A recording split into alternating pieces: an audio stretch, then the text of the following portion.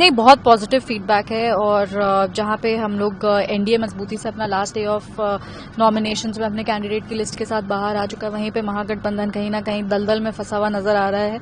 और हमको लगता है कि आधा चुनाव तो एनडीए ऐसे ही जीत गया, क्योंकि महागठबंधन अभी भी क्लैरिटी के साथ चुनावी मैदान में वो नहीं उतर पाए। और ये बस दर्शाता है कि जो अपने गठबंधन के भीतर ही मामलों को नहीं सॉर्ट कर पा रहा है, वो बिहार की बातों को कहां से रखेगा। आज जब हम लोग चुनाव शुरू कर दिए तो ये बहुत जरूरी था कि हम लोग पॉलिसीज पे चर्चा करते, विचारधारा पे चर्चा करते, या हम लोग कैंपेन में बिहार को कैसे आगे बढ़ाया जाए इसकी बात करते। पर हम लोग के पास विपक्ष एकदम ही शांत लगता है, ऐसा लग रहा है कि रणभूमि पूरा खाली है और हम लोग अकेले वहां पे। तो ऐसे में एनडीए मजबूती के साथ सरकार बनाएगी, उसमें कोई डाउट नहीं है। अभी वो कुछ दिन से दावा कर कहां पा रहे हैं, कुछ दिन से तो उनका सब दावा ठंडा होते हुए दिख रहा है, क्योंकि वो अपने गठबंधन में वो ऐसे उलझे हुए हैं। और ये बस दिखाता है कि मतलब डिसीजन मेकिंग कहीं ना कहीं महागठबंधन में जब अभी ही नहीं है तो चुनाव के बाद क्या होगी।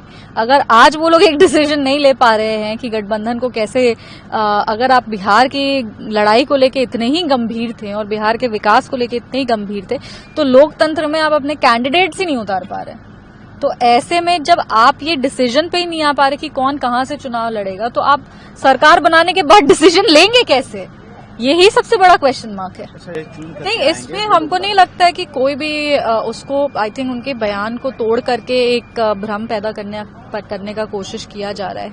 एनडीए एकजुट है और एनडीए में जब सीट शेयरिंग की बात हो या गठबंधन तहत कोई भी बात हो, तो शीर्ष नेतृत्व अपने साथ में बैठ के हर कंफ्यूजन को सॉल्व कर लेता है। तो इसमें इसको इस तरीके से देखना कि नहीं वो टारगेट करने का प्रयास करें, आई थिंक उसको तोड़ मरोड़ के एक अलग एजेंडा को तैयार करने का कोशिश किया जा रहा है। नहीं, एनडीए में कभी भी कोई भी जो रोड ब्लॉक है वो नहीं था। एनडीए हमेशा अपना सीट शेयरिंग फाइनल करके, अब आप स्पेक्यूलेशन तो कुछ भी कर सकते हैं, पर जरूरी नहीं है कि हर स्पेक्यूलेशन का कोई आधार हो।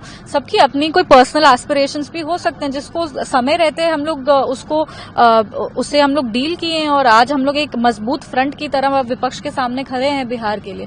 पर ये चीज सेम महागठबंधन के बारे में नहीं कहा जा सकता है। एक बड़ा परिवार है, बड़े परिवार में हमेशा नोकझोंक होती रहती है, पर परिवार टूट के बिखर जाए ऐसा एनडीए के साथ कभी नहीं होता। कैसा रिजल्ट देखती हैं आने वाले बिहार विधानसभा चुनाव का? 225 तो हम लोग, अभी तो महागठबंधन का ऐसा हाल है, हमको तो लगता है कि बहुत आराम से 225 पार हो जाएगा।